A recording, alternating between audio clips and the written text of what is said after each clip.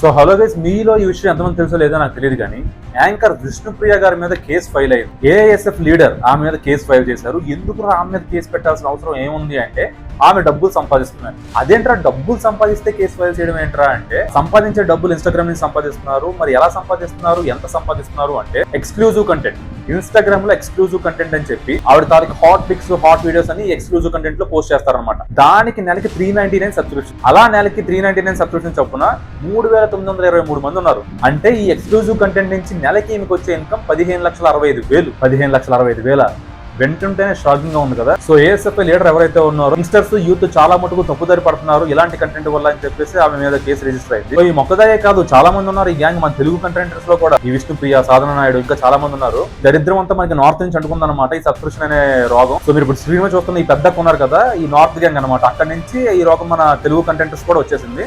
15 లక్షల నెలకి 400 కట్టి మరి చూస్తున్నారా? ఎటుపక్క వెళ్తుందిరా మన యువతరం అంతా?